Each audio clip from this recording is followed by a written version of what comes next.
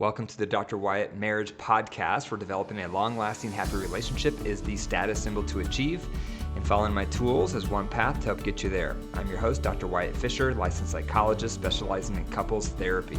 If you have active resentments, nothing else is going to go well. It's hard to feel like friends with someone you resent, hard to have intimacy with someone you resent. That's why resolving your resentments is the first step to improving your relationship, and that's why I created my ER Marriage Intensive. If you want to work through your resentments in the most efficient, calm, constructive way possible, join my ER Marriage Intensive. There's a link to it in the show notes, and you also can go to my website, drwyattfisher.com, and click on ER Marriage Intensive. How to deal with a person who gets defensive and shuts you down when you try to express emotions or thoughts, or they feel attacked or blamed. And so then you consequently stuff those feelings, and then they just come out, as you said in the one podcast, of not expressing negative emotions. But then when you do that, you're accused of being manipulative, when really it's just that you don't have the emotional safety to say what you want to say because the person doesn't want to hear it. So sorry for the long-windedness, but it was just an idea I had for a question to address on your podcast. Thanks. Bye. Thank you for leaving that voicemail. By the way, if you have questions, you can call and leave a voicemail like this listener did to 303-578-0618, and then I'll address your question on the future podcast episode. So this is a very common dynamic for couples where one partner has a complaint, something that's hurt their feelings, something that's bothered them, but they don't know when to bring it up, because if they just randomly bring it up, their partner gets defensive because their partner feels blindsided. But if there's no other way to bring it up or forum, now what are your choices? You either bring it up randomly and get met with defensiveness, or you stuff it down. And when you stuff things down, then you wall off and you pull away. So this is why I created the bullseye question. The bullseye creates a designated safe space once a day for couples to both give each other feedback on one thing they appreciated about their partner that day and one thing that could have been better. And the ground rule is all you're allowed to say in response is thank you for the feedback. This tool is so effective if you follow it, if you actually implement it, because it gives both partners praise and it gives both partners time to receive and give constructive feedback so that neither of you are bottling things up, neither of you are holding things in, and neither of you are blindsiding each other because you're asking your partner, what's one thing I did right today? And what's one thing I could have done better? Because you're asking, you're not getting blindsided. You're asking for the feedback. And then when you say thank you for the feedback, that's what creates safety for your spouse to give the feedback. So if you want to learn more about that, go to my blog on my website, drwyattfisher.com, and look for the article titled Better Communication in Marriage in 4 Steps. That's the article that covers the bullseye question. And so I would start there and let me know if you have any other questions. So related to this caller, today I'm talking about how to stop fighting with my partner. Do you want to stop fighting with your partner? Of course you do. Nobody likes to fight. So I'm going to cover a tip today that may help you and your partner fight less. The first tip is deflood. You have to deflood when you're upset. When your partner does something or says something that hurts your feelings or frustrates you, that is not the time to bring it up because you are flooded or quasi-flooded. And if you bring it up in that moment, it's not going to go well because you're going to have an edge to your tone. You're going to be heated. It's definitely going to be a blind side, and your partner's going to get defensive, and then you're going to feel invalidated. So the very first step at fighting less with your partner is you have to learn self-control to not bring things up in the moment when you're upset. And it's hard because that's when you want to bring it up, because that's what you're feeling right then. So your urge, your impulse is going to be to say it right then, but that's the last thing you want to do. It's going to make things worse. So the first step is deflood. So that just means you need to lower your heart rate, get out of fight, flight, or freeze, go for a walk, take a nap, read a book, whatever's going to relax you so that you're thinking clearly again.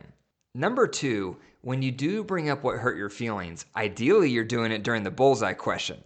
And when you do bring it up, you want to think about what is the tender underbelly underneath my anger. As you may have heard, anger is often a secondary emotion. So your goal is to think about what's underneath my anger. Did I feel sad? Did I feel hurt? Did I feel rejected? Did I feel unwanted? Did I feel disrespected? What's the tender underbelly underneath your anger? That's what's most important. Anger is such a comfortable emotion for a lot of people. It's a go-to emotion. It's more socially acceptable than other emotions. So a lot of us go to anger. We're conditioned growing up that anger is okay, but tender feelings are not okay, and that's false. What you need to do here is identify what's my tender feelings underneath the anger, because that's what truly matters. That's really the heart of the issue. That's really the core of what you felt, and that's what needs to be identified and expressed. And that leads me to number 3. Number 3 is avoid the story. When you're thinking about what your partner did and how it hurt your feelings or made you feel unwanted, you're probably telling yourself a story as well. And that story probably sounds like this: they did that because they don't care. They did that because they're selfish. They did that because they don't love me. They did that because they're insensitive. Those are stories we tell ourselves. Sometimes the stories might be correct, but a lot of times they're not correct. And the more unhealed trauma you have from your upbringing, and the lower your love bucket is in your marriage, the more likely you're telling yourself negative stories about your partner. You don't want to share the negative story, because if you share that, your partner's going to want to defend themselves, because that's you assuming negative intent in their motives. And so all you share with your tender underbelly is, this is what happened, and this is how it made me feel. This is what happened, and this is how it made me feel. You leave out the story, you leave out the narrative, you leave out your interpretation, because that's going to make it very difficult for your partner not to get defensive. Number 4, the reason to share your tender underbelly is because it naturally creates empathy from your spouse. There's a much higher chance that your partner is going to respond with empathy if you share your tender underbelly. So for example, if you share, I was so mad today because you did this and this, what's going to happen? Your partner's going to get defensive. They're going to tell you how it wasn't their fault and how you were looking at it wrong. That's much different than saying, today when this happened, it hurt my feelings. Today when this happened, it made me feel sad. Today when this happened, it made me feel unwanted. Today when this happened, it made me feel rejected. Those kind of tender feelings, when you express it that way, it's much more likely that your partner's going to want to give you empathy naturally, because they're not feeling attacked. They're not feeling your anger. They're not feeling your venom. Instead, they're feeling your tenderness. And you're not going to be able to share your tenderness while you're flooded. That's why you deflood first. You identify your tender underbelly. You avoid the story. And then you just share, this is what happened.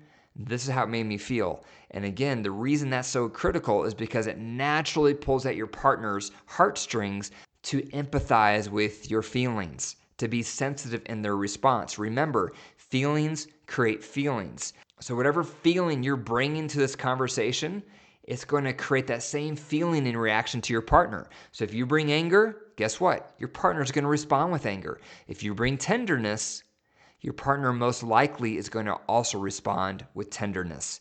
So here's a story from my marriage. When my wife and I were going through our really difficult winter season because of her trauma sexually, she would reject me in the bedroom over and over. And unfortunately, I didn't know how to respond well to her. This is when we were newly married. I was just going to school to become a therapist. I did not know how to respond well to her rejection. And so what I did is I responded with anger. So she would reject my advances. I would get angry. And when I would get angry, what would she do? She would get angry. And then we had a no-win situation there. It took time for me to learn, what is my tender underbelly underneath this anger? I was feeling hurt. I was feeling unloved. I was feeling rejected. And so I had to learn the skill of exactly what I'm talking about right now. When she would reject me sexually, I had to learn to deflood first, identify my tender underbelly, stop the story in my head, and then just share my tender feelings. So instead of getting angry in response at her and raising my voice, you're always rejecting me. You're constantly shutting down the bedroom. You never want to have sex.